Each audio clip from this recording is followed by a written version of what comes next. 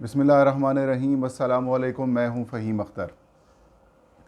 नाज़रीन, आज chairman PTI Imran Khan की सरबराही में तहरीक इंसाफ की आला क़यादत का अहम इजलास होता है और इस इजलास में ये फ़ैसला किया जाता है कि ईद के बाद इस्लामाबाद में डबल मिलियन मार्च किया जाएगा। हुकूमत को गिराने के लिए, उनसे नए इंतखाबात पर उनको मजबूर करने के लिए पूरे पाकिस्तान से लोग जमा किए जाएंगे और कुछ अहम फ़ैसले लिए जाते हैं, वो आपको बताएंगे। और आज इलेक्शन कमीशन ऑफ पाकिस्तान में PTI की जो 20 मुनहरफ अरकान कौमी असम्बली हैं, उनकी नाअहली से मुतालिक केस की समाअत होती है और इस केस में PTI के जो मुनहरफ अरकान हैं वो पेश होते हैं और इलेक्शन कमीशन ऑफ पाकिस्तान के साथ कुछ बहस भी की जाती है। कमीशन के दायरा अख्तियार के ऊपर क्वेश्चंस भी किए जाते हैं। इसके अलावा इलेक्शन कमीशन ने कुछ फ़ैसला भी महफूज किया है, उसका अहवाल आपको बताएंगे और कुछ सख्त किस्म के रिमार्क्स भी दिए चीफ इलेक्शन कमिश्नर ने। मुस्लिम लीग नून और पीपल्स पार्टी के ख़िलाफ़ जो ममनुआ और फॉरेन फंडिंग का मामला है वो भी अब करीब आने वाला है और आज सारा दिन बड़ी खामोशी रही है अपोजिशन के हामी। अपोजिशन क्या, बिल्कुल जो हुकूमती हामी जो सहाफ़ी हैं वो काफ़ी ज़्यादा खामोश रहे हैं। अहवाल आगाज़ करते हैं नाज़रीन।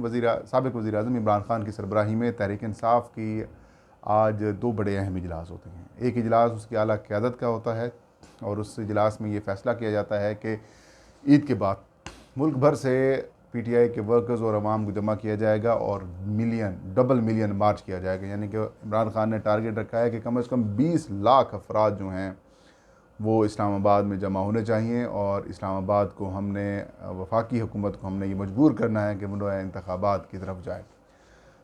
नए इंतखाबात की तरफ हुकूमत नहीं जा रही। हुकूमत बड़ी क्लियर है। लड़ाई मैंने आपको पहले दिन से कहा था कि नए आर्मी चीफ़ की तैनाती के ऊपर इश्यूज़ चल रहे हैं और वो इश्यूज़ ख़त्म होने का नाम नहीं ले रहे और यही वजह है कि इमरान खान की हुकूमत के ख़िलाफ़ साजिश भी की गई, कुछ बैरूनी अनासर भी शामिल किए गए, 3-4 साजिशें इकट्ठी हुई और उसके बाद इमरान खान की हुकूमत को चलता कर लिया गया। अब आलम यह है कि स्टॉक एक्सचेंज रोज़ाना की बुनियाद पर गिर रही है, डॉलर जो है वो रोज़ाना की बुनियाद पर मुस्तहकम हो रहा है, रुपया जो है वो गैर मुस्तहकम हो रहा है, उसकी पोजीशन कमज़ोर हो रही है, महंगाई बढ़ती जा रही है, चीज़ें महंगी होती जा रही हैं और जो शहबाज शरीफ साहब हैं उनकी शोबाजियाँ ख़त्म नहीं हो रही और डीज़ल और पेट्रोल तो नहीं लेकिन डीज़ल का जो बहरान है नाजरीन वो बरकरार है, वो मौजूद है और किसानों को बड़ी तकलीफ़ हो रही है, लेकिन टारगेट इमरान खान को किया जा रहा है।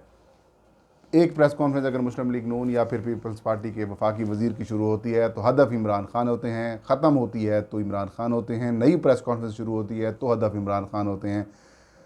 और तो और जो इनकी लीडरशिप जो इस वक्त इक़्तिदार से बाहर है, यानी कि उनके पास कोई सरकारी ओहदा नहीं है, मेरा मतलब मरीम नवाज़ शरीफ साहबा, मरीम नवाज़ शरीफ भी टारगेट इमरान खान होती हैं। कल भी उन्होंने प्रेस कॉन्फ्रेंस में कम से कम 50 बार इमरान खान का खिताब में नाम लिया। तो इंटेंशन क्लियर है और सर्वेज़ भी जो सामने आ रहे हैं उसमें भी PTI की जो परफॉर्मेंस है या फिर PTI की जो मकबूलियत है वो बढ़ती जा रही है। अभी हाल ही में एक दिन पहले एक सर्वे आया, उस सर्वे के मुताबिक तहरीक इंसाफ की जो मकबूलियत है वो 41 से 47% चली गई है एक हफ़्ते के अंदर और मुस्लिम लीग नून की मकबूलियत 31% है और ये वो इदारा है जो कहा जाता है कि मुस्लिम लीग नून का हामी है। तो अगर उनके इदारों में भी ये सूरत हाल है कि तहरीक इंसाफ की मकबूलियत बढ़ती जा रही है, डंडी भी मारी गई होगी, तो मकबूलियत एक्चुअल कुछ और है और यही वजह है कि मुस्लिम लीग नून, पीपल्स पार्टी तो नहीं लेकिन जमीयत उलमा इस्लाम मौलाना फजल रहमान की जमात शुरू से ये मुतालबा करती थी नए इंतखाबात कराए जाएँ, फ्रेश मैंडेट लिया जाए, क्योंकि ये असम्बलियाँ जाली हैं। तो कैसे मुमकिन है कि एक जाली असम्बली आपके मुताबिक जाली असम्बली फिर उसके आप हुक्मरान बन जाएँ? मतलब लड़ाई आपकी सिर्फ इक़्तिदार की थी, इक़्तिदार की नहीं थी।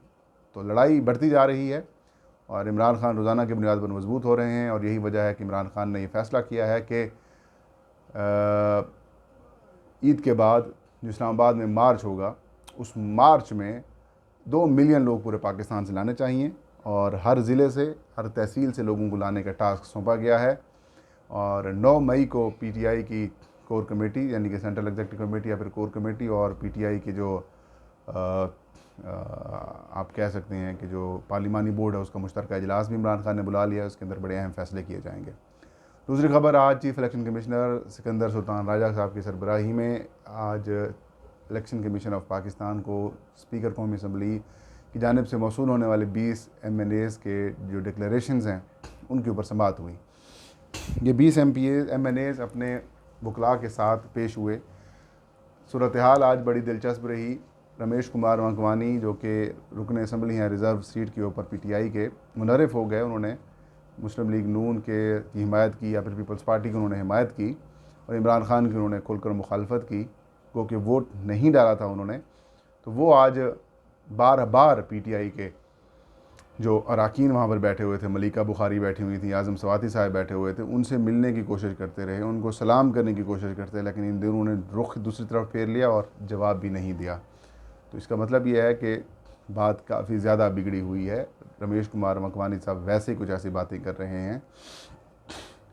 उसके अलावा नूर आलम ख़ान के वकील ने पेश हुए आज इलेक्शन कमीशन के सामने, और इलेक्शन कमीशन के सामने उन्होंने इस बात का एतराज़ किया कि इलेक्शन कमीशन नामुकम्मल है और जब तक इलेक्शन कमीशन मुकम्मल नहीं होता तब तक आप हमारे केस की समाअत नहीं कर सकते, हमारे रेफरेंस की समाअत नहीं कर सकते। इलेक्शन कमीशन ने इसके ऊपर फ़ैसला महफूज किया। PTI की तरफ से जो फैसल चौधरी पेश हुए वकील, उन्होंने फैसल चौधरी ने ये कहा कि अगर इलेक्शन कमीशन ऑफ पाकिस्तान नामुकम्मल है तो इलेक्शन कमीशन और भी बहुत सारे काम नहीं कर सकता। तो इलेक्शन कमीशन के ऊपर एतराज़ गैर आइनी गैर कानूनी है, तो इलेक्शन कमीशन समाअत कर सकता है। इलेक्शन कमीशन से उनको उम्मीद है कि वो अगली समाअत के ऊपर हमारे हक़ में फ़ैसला देगा। Chief election commissioner Sikandar Sultan Raja ने कहा कि बल्कि PTI के वकील फैसल चौधरी ने इलेक्शन कमीशन से ये मुतालबा किया कि हर MNA का केस अलग अलग किया जाए, क्योंकि हर मामला अलग है। चीफ इलेक्शन कमिश्नर ने कहा कि नहीं, हम बैठे हैं और हम इस केस को जो आइनी मुद्दत है 30 दिन के अंदर, उसके अंदर मुकम्मल करने उसका फ़ैसला सुनाएंगे। अलग अलग नहीं करते, एक ही नौयत के केस हैं, लिहाजा एक ही तरह से हम उनको सबको एक साथ सुनेंगे। उसके बाद केस की समाअत 6 मई तक मुलतवी की गई और तमाम मुनहरफ MNAs जिनमें राजा रियाज, समीउल हसन गिलानी, मखदूम मुबीन आलम और जो दीगर अहमद हुसैन डीआर हों, आमिर लियाकत हुसैन हों, या फिर सारे जितने जिनके नाम हैं, नवाब शेर बसेर और नुज़रत पठान हों या फिर वजीहा कमर हों, इन सब से इलेक्शन कमीशन ने 6 मई तक तहरीरी तौर पर जवाब तलब किया है और केस के ऊपर इलेक्शन कमीशन ने कहा कि हम इसके ऊपर बर वक्त फ़ैसला देंगे। आज तहरीक इंसाफ की दरख्वास्त के ऊपर पीपल्स पार्टी और मुस्लिम लीग नून के ख़िलाफ़ जो फ़ॉरेन फंडिंग केस है उसके ऊपर DG ला जो कि स्क्रूटनी कमेटी के सरबराह हैं, उन्होंने इलेक्शन कमीशन ऑफ पाकिस्तान को ब्रीफिंग दी है और ये कहा है कि 8 हफ़्ते लगेंगे हमें इस सारी तहकीकात को मुकम्मल करने में। चीफ इलेक्शन कमिश्नर ने कहा कि तहकीकात जल्द मुकम्मल करके इसके ऊपर रिपोर्ट पेश की जाए। और सिक्योरिटी कमेटी के सरबराह ने कहा कि मुस्लिम लीग नून और पीपल्स पार्टी की वजह से या फिर उनकी जानिब से रिकॉर्ड फराहम ना करने की वजह से ताख़ीर हुई है, लेकिन हम कोशिश कर रहे हैं कि 8 हफ्तों के अंदर तमाम तर जो रिपोर्ट है वो आपके सामने पेश की जाए। चीफ इलेक्शन कमिश्नर ने कहा कि पॉलिटिकल फाइनेंस विंग ने 100 से ज़ायद सियासी जमातों की स्क्रूटनी की है और 17 सियासी जमातों के अकाउंट्स में गड़बड़ नज़र आई है। हो सकता है इन 17 सियासी जमातों की भी स्क्रूटनी करनी पड़े। बहरहाल उन्होंने ये हिदायत की कि वो जो है वो जल्द report election commission of Pakistan को फ़राहम करें। फ़ारूक हबीब जो कि दरख्वास्त गुजार हैं वो उम्रे की अदायगी की वजह से सऊदी अरब में मौजूद हैं, वो आज पेश नहीं हुए। अदालत को नहीं बताया गया कि वो क्यों नहीं पेश हुए, इसलिए उनकी आज गैर हाज़िरी लगाई गई है। तो नाज़रीन, ये थी आज की वीडियो। इंशाल्लाह नेक्स्ट वीडियो में नई खबर नए इशू के साथ मैं हाजिर हूँगा। तब तक मुझे इजाज़त दीजिए। अपना और अपने चाहने वालों का बहुत सारा ख्याल रखें। अल्लाह हम सबका हामी और नासिर हो।